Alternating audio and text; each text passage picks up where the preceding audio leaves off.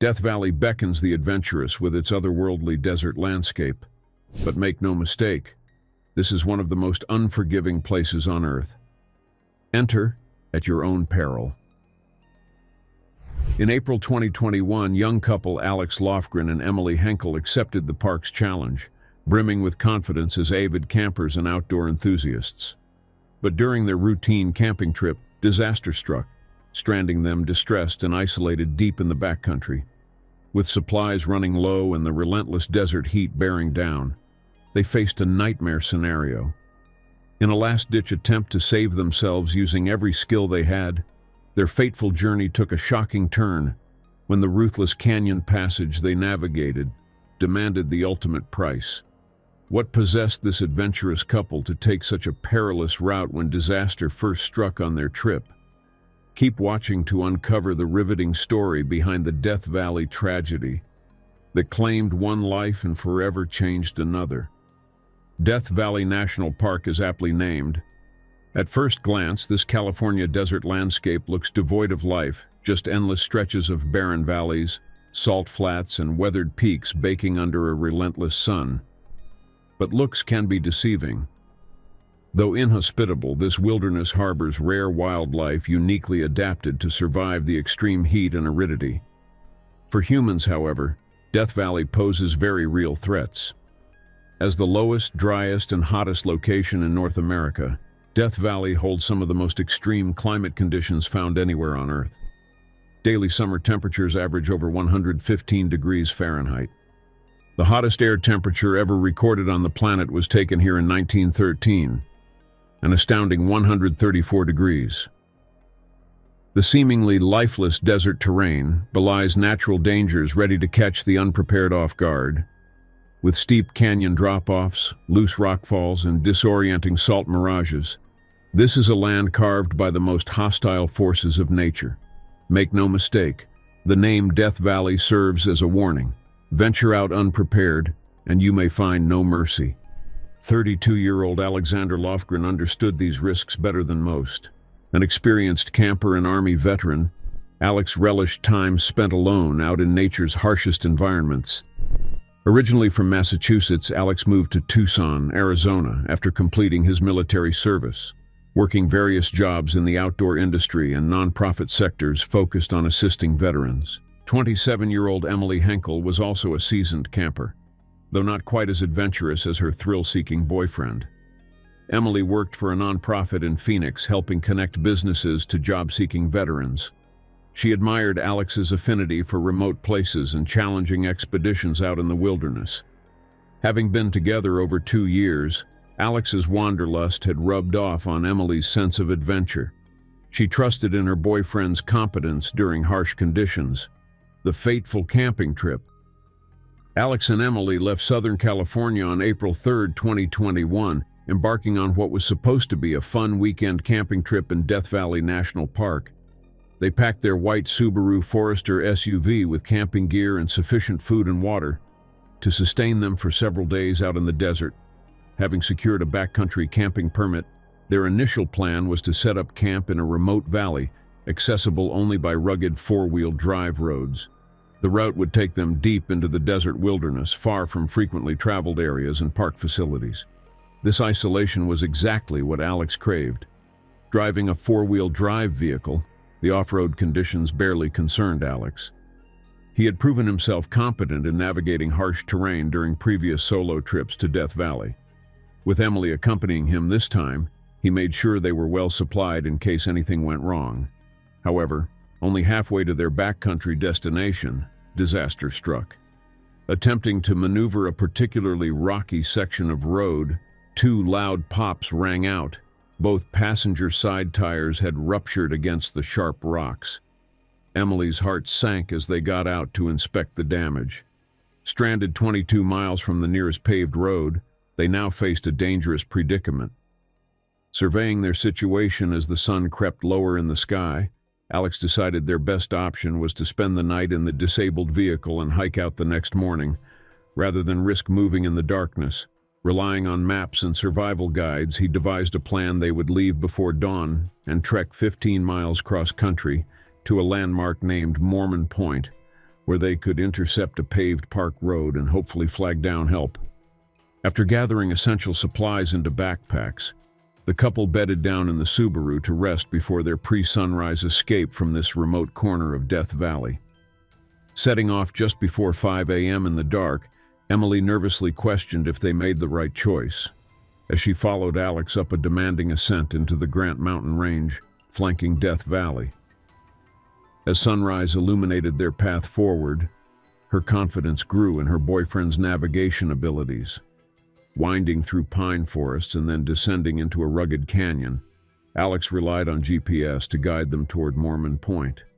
By mid-morning, when they came across a geocache container left by previous hikers, he felt renewed hope. They were still on track, passing signs of civilization. Checking the geocache logbook, however, an ominous comment warned of an intimidating waterfall blocking forward progress only a mile farther down the canyon. Sure enough, soon enough, Alex and Emily stood staring over the sheer 70-foot falls, no way down without ropes or climbing gear, which they lacked. Alex scouted the cliffside, determining they could descend much more gradually by traversing 500 yards, left into an adjacent narrow crevice, though extremely steep. Having climbed many such steep rock faces before, Alex carefully picked his way down the granite wall. Emily watched anxiously from above. About halfway down the precipitous rock crevice, however, Alex reached an impasse. No visible footholds or handholds presented themselves on the next 15-foot stretch. He would have to make a free climbing leap and hope to keep a grip on the wall. Yelling up to Emily that he couldn't find a way farther down, Alex slowly maneuvered laterally, attempting to climb back out of the crevice. Suddenly crying out as he lost his footing, Alex plunged off the vertical cliffside, violently slamming onto the rocks 70 feet directly below. Emily screamed out in horror, watching helplessly as her boyfriend's limp body lay crumpled and unmoving at the base of the crevice. Fearing him dead, she hesitated in shock. A faint, painful groan rose to her ears. Alex was alive. He yelled, pleading for her to go get help. Panicked, Emily knew she had to reach him quickly. Just minutes earlier, she had spotted a potential climbing route down the sheer left side of the canyon. Risking her own life recklessly, she barely managed to descend the treacherous path without falling. Dropping the last 30 feet to the ground by grasping her backpack for protection, Emily shattered her ankle as she landed. Fighting through waves of pain, she hobbled over to comfort Alex.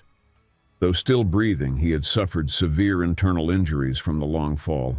As the sun set on Easter evening of 2021, Emily helplessly witnessed her beloved boyfriend die at the bottom of a remote Death Valley canyon. Struggling to gather her strength both physically and emotionally, she suddenly found herself stranded alone in one of Earth's most hostile environments. Staring down in anguish, as her loyal boyfriend took his last pained breaths, Emily could scarcely process the nightmare unfolding. Just yesterday morning, everything seemed perfectly fine as the young couple drove into Death Valley National Park, smiling with anticipation for a fun camping weekend ahead. At this moment, Emily found herself completely alone, stranded miles into the backcountry wilderness, with no survival experience of her own to draw from. Kneeling over Alex's lifeless body, agonizing thoughts of self-blame flooded Emily's mind. If only they had stayed put with their disabled vehicle, instead of attempting this reckless cross-country hike. She should have forbidden Alex from risking that dangerous cliffside traverse.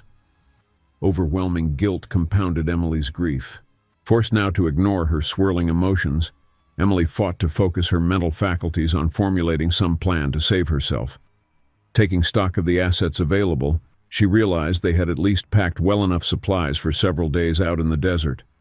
She still had food, water, first aid materials. Her left ankle, though, was clearly broken, providing a serious complication for any hiking escape. Using their 2 trekking poles as splints stabilizing her fractured ankle, Emily managed to construct a makeshift shelter on a flat canyon ledge using rocky walls as cover from the elements. Though shaded from direct sunlight, she struggled to stay warm as evening desert temperatures plunged below freezing. Having to sleep next to Alex's lifeless body through the long night intensified her anguish. When hints of sunrise began glowing over the eastern canyon crests on April 4th, Emily felt wholly drained, both physically and emotionally. She longed to wake from this hellish limbo as if from a nightmare. Staring up at the towering canyon cliffs surrounding her, the reality of escape seemed impossible, hobbling with a splinted, broken ankle. Sustenance became a growing concern, with food packed for their planned 2-day trip now, needing to nourish Emily indefinitely. She rationed tiny portions to make her remaining meager supplies stretch as long as possible.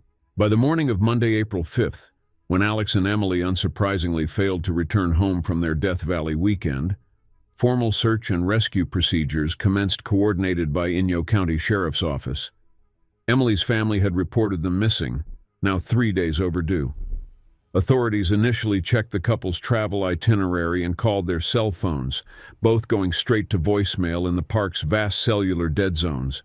Sheriff units also scoured popular Death Valley tourist locations, while Alex and Emily's abandoned Subaru went undiscovered, tucked miles up a rugged, little-used 4-wheel drive road. By April 6th, search managers began fearing something had gone terribly wrong for the missing couple, believed to be experienced campers. Helicopters and aircraft from nearby Na's China Lake military base joined efforts, surveying expansive stretches of desert from above for Alex's white Subaru.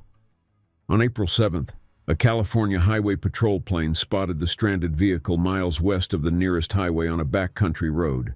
Approaching the site, officers noticed a faint sun-reflected glint from Emily's signal mirror as she desperately tried attracting overhead attention. Landing nearby, the initial search team discovered Alex's fateful note on the dashboard, saying the couple headed out days prior toward Mormon Point. Not wanting to strand his beloved Emily alone any longer, the searchers left to hurry, organizing a specialized response team equipped to rescue potentially injured hikers stranded deep in the formidable Death Valley terrain. By sheer luck, later the same afternoon, a low-flying training jet happened to spot what appeared to be emaciated human forms huddled on a rocky outcrop hidden at the base of a sheer 500-foot cliff deep within the Grant Mountain Canyon contours. The crew radioed coordinates to the emergency dispatch, then circled back, realizing this was likely the long-sought missing couple. A voice yelled out to them if they needed help. It was Emily, confirming their identities. She had survived nearly 72 hours alone in the canyon, badly injured with her deceased boyfriend.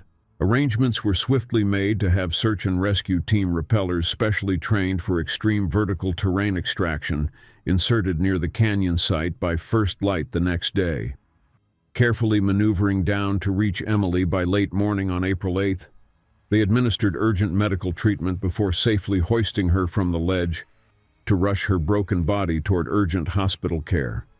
Tragically, the operation had come too late for Alex, who lay wrapped in a survival blanket next to Emily. His battered remains would take several days to eventually recover with the assistance of expert climbing rangers volunteering from Death Valley National Park, once search leaders could finally piece together the full sequence of events leading to utter catastrophe. While Park Service officials opened an investigation into exactly what went wrong on Alex and Emily's doomed expedition, at least one positive emerged from this heartbreaking trauma. Rescuers marveled at Emily's inner strength and will to survive against all odds. Left utterly alone for nearly 72 hours, nursing a broken ankle, grieving the unthinkable loss of her beloved partner. In the weeks and months following her rescue, Emily endured immense physical and emotional suffering. Recovering from surgery to repair her devastating ankle fracture as well as severe malnutrition, she struggled to regain the most basic mobility.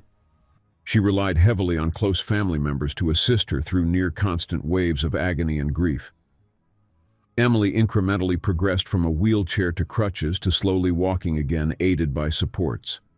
Her external wounds gradually mended, but internally, she replayed the trauma of Alex's death endlessly.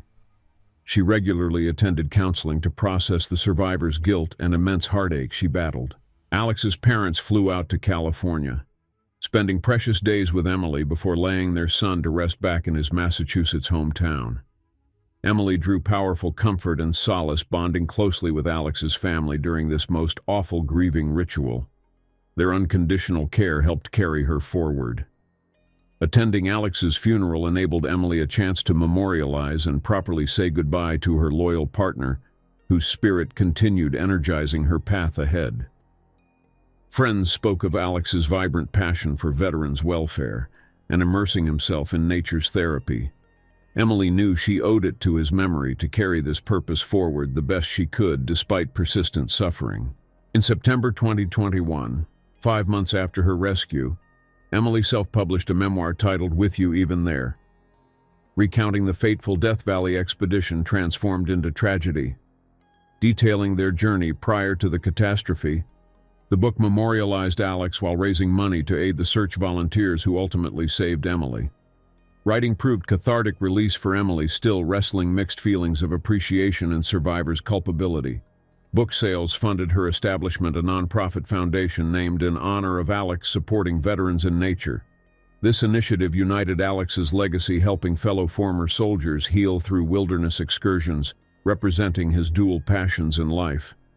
Emily partnered with several key figures integral during her rescue, including Naval Air Weapons Station China Lake, Congressman Raul Grijalva, and Death Valley National Park. In November 2021, Grijalva introduced federal legislation naming a mountain summit in Death Valley after Alex, while designating the surrounding wilderness as the Alex Lofgren Veterans in Parks Act. This unique dedication enabled veterans free national park access across America, so they too could benefit from nature's restorative gifts, as Alex adamantly advocated for during his abbreviated but influential life. Emily stood proudly alongside Alex's parents and Congressman Grijalva when President Biden signed the bill into law in July 2022. Today, Emily Henkel Lofgren continues recovering both outside and in through the nonprofit organization honoring her late partner. Alex Lofgren's vision supporting veterans in nature.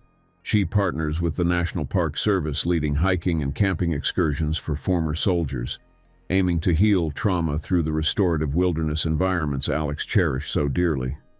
While still wrestling her grief and injuries sustained from their disastrous Death Valley descent over 2 years ago now, Emily finds renewed purpose in paying forward this profound legacy gifted through such deep suffering. She feels Alex's indomitable spark and vibrant soul living through her nonprofit work, changing lives daily. On April 4th every year, Emily arranges solemn hikes retracing sections of the perilous trail originally attempted with Alex. At the imposing waterfall base where he sustained his fatal plunge in 2021, she and local veterans pay respects through memorial service neither overly mournful nor celebratory, but reflective of Alex's resilient character. They share survival knowledge and cautionary warnings learned from his and Emily's tragedy, enabling future wanderers to safely behold the region's allure that so captivated Alex's adventurous heart. Through her ever-expanding nonprofit's inspirational work, Alex Lofgren's passionate essence persists in helping scores find their way through service and wilderness for years to come. When lingering guilt or sadness occasionally revisits Emily about decisions made years ago, colliding with Death Valley's harsh judgment, she gazes at her cherished wedding band, worn now symbolizing a loving connection, transcending even tragedy's firm grip. The merciless desert claimed Alex's life, but his enduring spirit perseveres. Though tragedy separated them, Emily keeps Alex's memory alive through work carrying on his compassion. On the trail where he fell, they reflect on cautions learned so others may safely behold Death Valley's allure as Alex did.